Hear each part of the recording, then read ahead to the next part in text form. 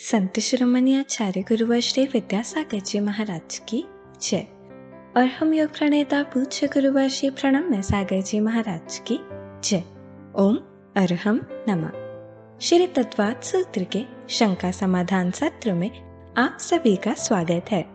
आज पूज्य श्री के द्वारा आपकी की गई शंकाओं का समाधान किया जाएगा।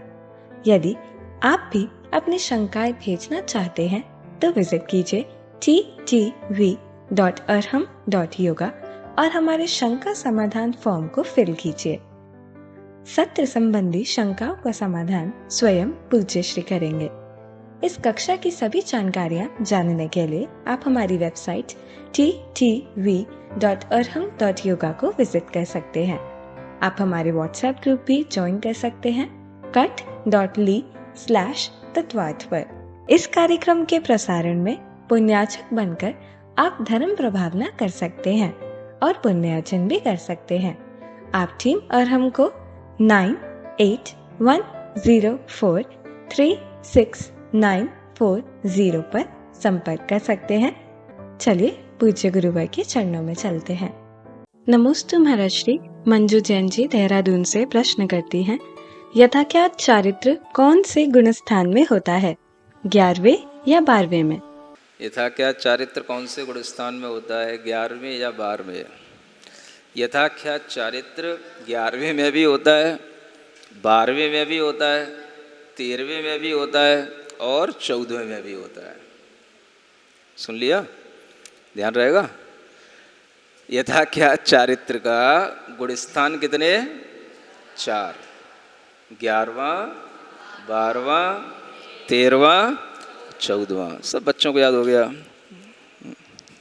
नमस्ते मुनिश्री। मंजू जैन जी अलवर राजस्थान से प्रश्न कर रही हैं, मेरी जिज्ञासा है कि गंधर्व परमेष्टि की कितनी रिद्धियां होती हैं, 63 या 7? मेरी शंका का समाधान कीजिए। टोटल रिद्धियां तो 64 होती हैं।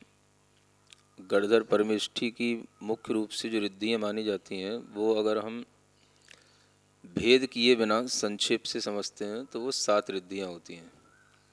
उन्हीं 7 रिद्धियों के भेद करके वो रिद्धियां 63 या 64 हो जाती हैं। तो मूल भेद जो होते हैं, बुद्धि रिद्धि, विक्रिया रिद्धि, बल रिद्धि आदि, ये 7 भेदों में आ जाती हैं। अब अगर हम उसके भेद और प्रभेद करते चले जाते हैं तो वो सब मिला करके 64 हो जाती हैं। अब उसमें केवल ज्ञान की रिद्धि भी जुड़ जाती है, तो केवल ज्ञान की एक रिद्धि कम करने से 63 रिद्धि भी हो जाती हैं। तो ऐसे भेद विवक्षा से और अभेद विवक्षा से उन रिद्धियों का विभाजन समझना चाहिए। नमस्ते मुनिश्री। सुमिता चापावत उदयपुर से प्रश्न कर रही हैं, कोई व्यक्ति 70 वर्ष की आयु लेकर आया, बीच में 30 वर्ष की आयु में ही दुर्घटना में वह मृत्यु को प्राप्त हो जाता है, तो बाकी की आयु का क्या होगा? ये तो पहले भी कहा गया है कि आयु कर्म के विषय में हमेशा ये ध्यान रखना चाहिए कि आयु कर्म का अभाव एक साथ भी हो जाता है। एक साथ पूरी आयु खिरती है और एक साथ ही उस आयु का सारा कर्म का जो निषेक है, सत्व के रूप में रहता है, वो सारा का सारा निकल जाता है। तो ये नहीं सोचना चाहिए कि वो आयु कभी दूसरे भाव में हमारे साथ जाती है, वो आयु वहीं पर समाप्त हो जाती है। तेल का उदाहरण दिया था कि जैसे टैंक में तेल भरा होता है और उसको अगर हम टैंक को फोड़ देते हैं तो सारा तेल एक साथ भी निकल जाता है।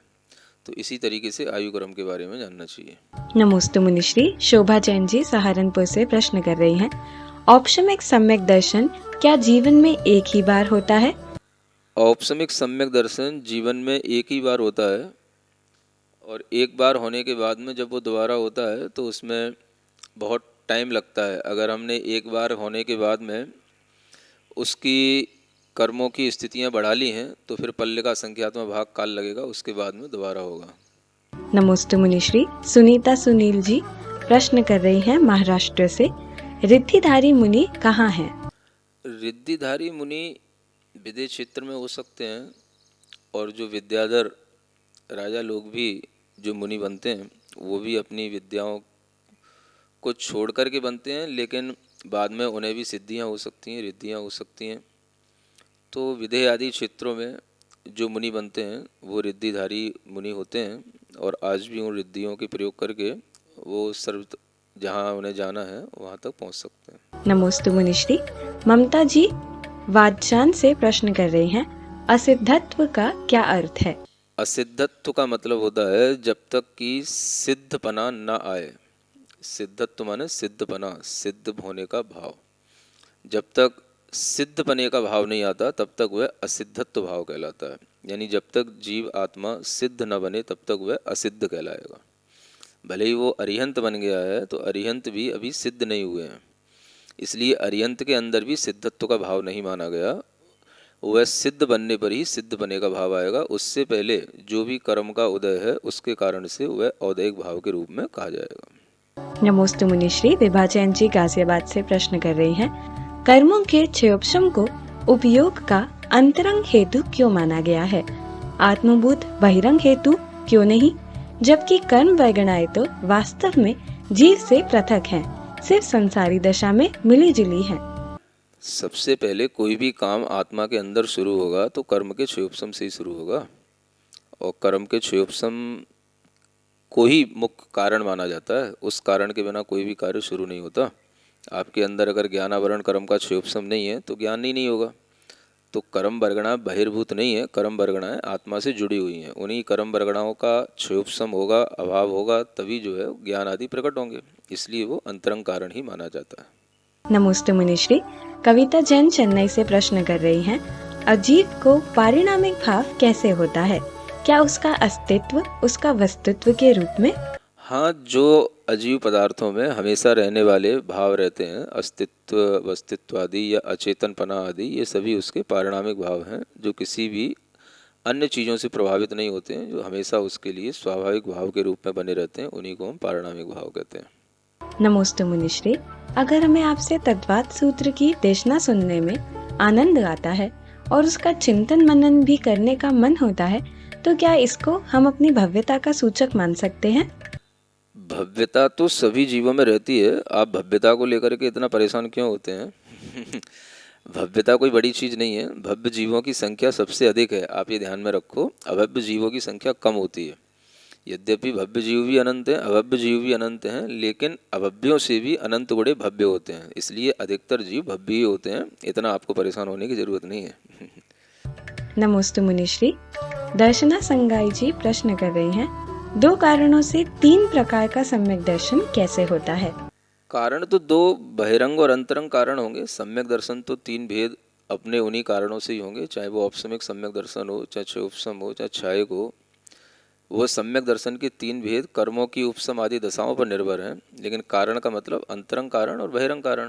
तो दो कारण हमेशा किसी कार्य के लिए होते हैं। कार्य कितने ही हो सकते हैं, 3 भी हो सकते हैं, 30 भी हो सकते हैं। नमोस्तु मुनिश्री। मनीषा सुनील कासलीवाल जी औरंगाबाद से प्रश्न कर रही हैं, एक इंद्रिय जीवों में हम श्रुत ज्ञान को कैसे घटाएं, कृपया उदाहरण देकर समझाइए। कोई बात नहीं है, एक इंद्रिय जीवों में भी श्रुत ज्ञान होता है। अब अगर उदाहरण तो तब समझ में आएगा जब आपको जीव समझ में आए। जब हम एक इंद्रिय जीव को ही नहीं दिखा सकते तो हम आपके लिए उदाहरण दे करके उस श्रुत ज्ञान को कैसे समझा सकते हैं? तो उदाहरण उसके लिए दिया जाएगा जो चीज़ आपको देखने में आए। 2 इंद्रिय 3 इंद्रिय जीव आपको देखने में मिलते हैं, उनमें श्रुत ज्ञान जिस तरीके से आपको दिखाई देता है वैसे ही श्रुत ज्ञान हम एक इंद्रियों में समझ सकते हैं, है ना।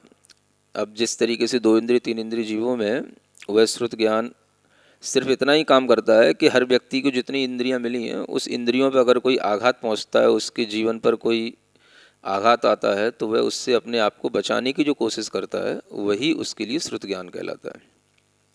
मतिक ज्ञान से एक इंद्रिय ज्ञान हो गया, सेंसेशन हो गया कि हमारे लिए कुछ है, हो रहा है, और ये भाव आना कि अब इससे हमें बचना है क्योंकि ये हमारे जीवन की रक्षा में नहीं है, तो ये हमारा श्रुत ज्ञान हो गया। तो सभी विकलेंद्रीय जीव भी इसी तरह से श्रुत ज्ञान को अभिव्यक्त करते हैं। तो उसी तरह से एक इंद्रिय जीवों में समझना चाहिए। अब आपको जीव तो दिखाई दे तब हम आपको श्रुत ज्ञान दिखाएं उसमें। आप हमें जीव दिखा दो तो हम उसमें श्रुत ज्ञान दिखा देंगे।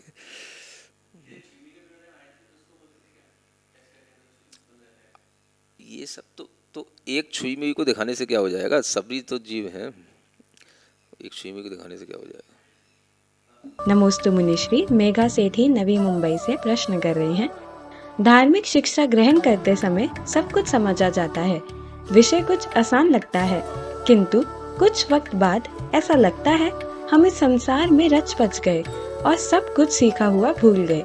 इस शिक्षा को जीवन में कैसे बनाकर रखें?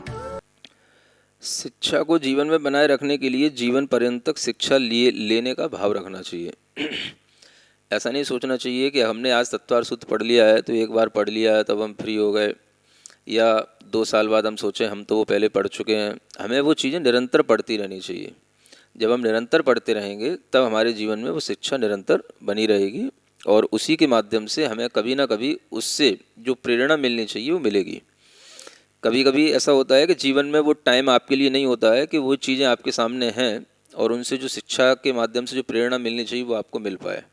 वही प्रेरणा आपको कभी किसी अच्छे समय पर जब आप सुकून से फिर से पढ़ेंगे तो आपको प्रेरणा मिल सकती है। नमस्ते मुनिश्री। सुरेश पहाड़े पनवेल से प्रश्न कर रहे हैं, अवग्रह इहा अवाय धारणा किन किन जीवों में होती है?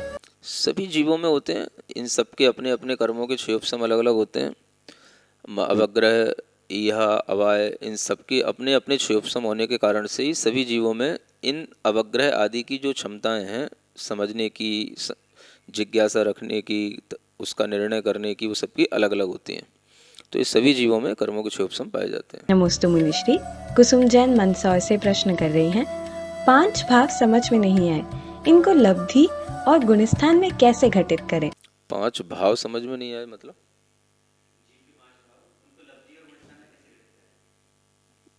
5 भाव समझ में नहीं आए कि लब्धि और गुणस्थान में कैसे घटित करें, ये समझ में नहीं आया।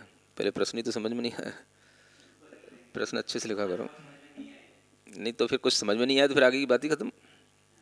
फिर जब 5 भाव ही समझ में नहीं आया तो फिर घटित क्या करोगे? जब आपको कुछ समझ ही नहीं आया तो घटित क्या करोगे आगे? नमस्ते मुनिश्री। श्रीपाल जैन रावने अकोला से प्रश्न कर रहे हैं, मने परे ज्ञान को इहामति ज्ञान का अवलंबन लेना पड़ता है तो इसको परोक्ष न कहकर प्रत्यक्ष ज्ञान कहा है, इसका समाधान कीजिए।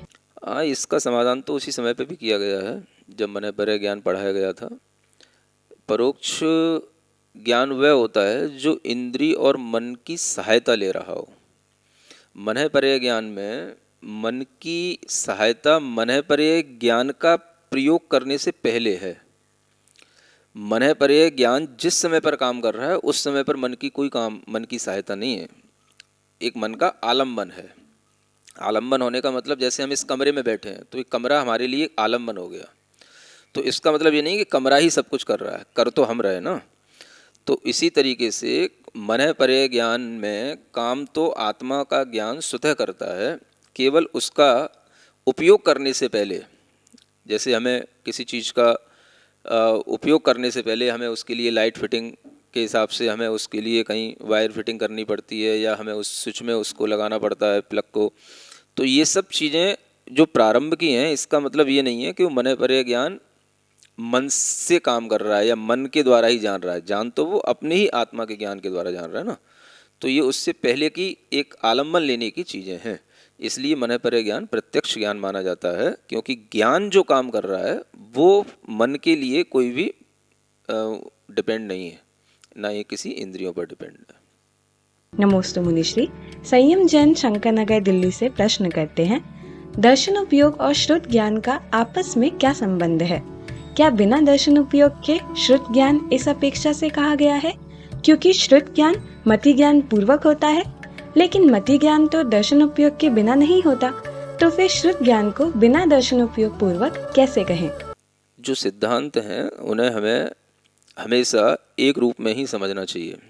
एक बार एक सिद्धांतों को समझने के बाद में हमें चाहे मतिक ज्ञान हो, चाहे श्रुत ज्ञान हो, चाहे दर्शनोपयोग हो, पहले एक सिद्धांत ये ध्यान में रखना चाहिए कि ज्ञान जब भी होगा दर्शनोपयोग के साथ होगा, दर्शन पूर्वक होगा। पहले दर्शनोपयोग होगा, उसके बाद में मतिक ज्ञान की परिणति आएगी, फिर श्रुत ज्ञान होगा। तो संबंध तो अपने आप बन ही गया कि अगर श्रुत ज्ञान है तो उससे पहले आपको मतिक ज्ञान हुआ है, मतिक ज्ञान है तो उससे पहले दर्शनोपयोग हुआ है। जो सिद्धांत है उस सिद्धांत को हम अगर लेकर के चलेंगे तो हम कभी कंफ्यूज नहीं होंगे।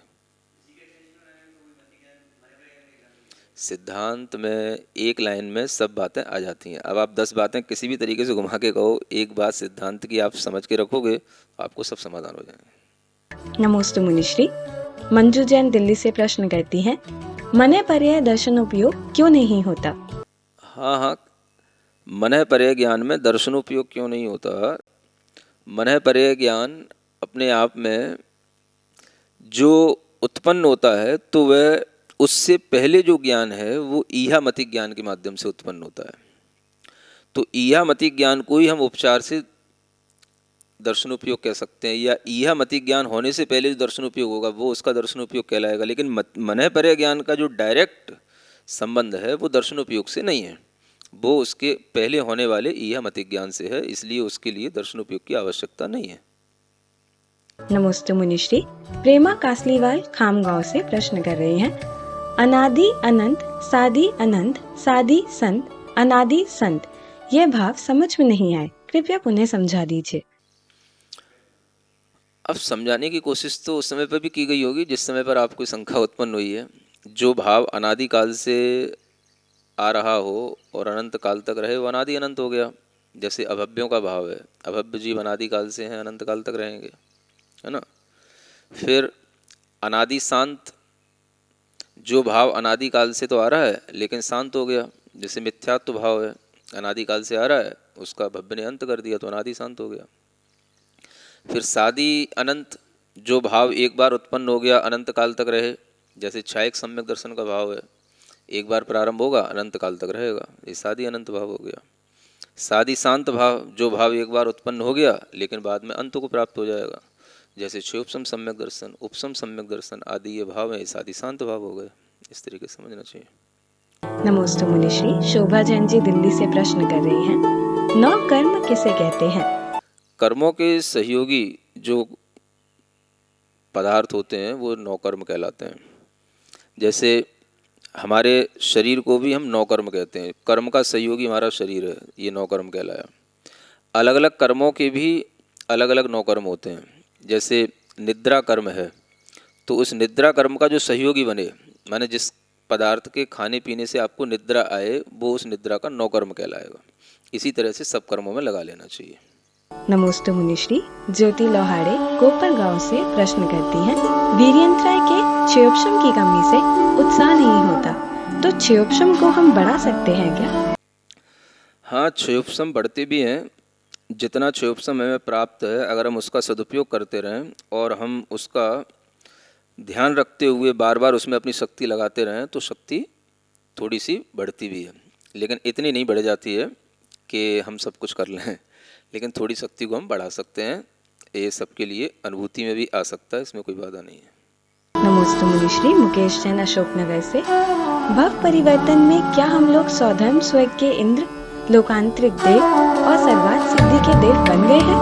यह सब तो एक भव अवतारी है। हाँ, तो जब एक भव अवतारी होते हैं तो फिर आपको प्रश्न करने की जरूरत ही नहीं है, क्योंकि जब एक भव अवतारी होते तो मोक्ष चले जाते, फिर यहाँ प्रश्न करने के लिए क्यों आते। नमस्ते मुनिश्री। शशि जैन जी मेरठ से प्रश्न करती हैं, भरत चक्रवर्ती के 923 पुत्र निगोद से निकलकर मनुष्य भव धारण करके मोक्ष गए, उन्होंने पंच परिवर्तन पूरा कैसे किया होगा? कृपया समाधान कीजिए। पंच परावर्तन का मतलब ये नहीं है कि जिस तरह से पंच परावर्तन में एक एक परावर्तन में आपको दिखाया जाता है कि हर जगह आपको भटकना है, हर जगह रुकना है, हर जगह रहना है। पंच परावर्तन एक अनंत काल को दिखाने का एक तरीका है।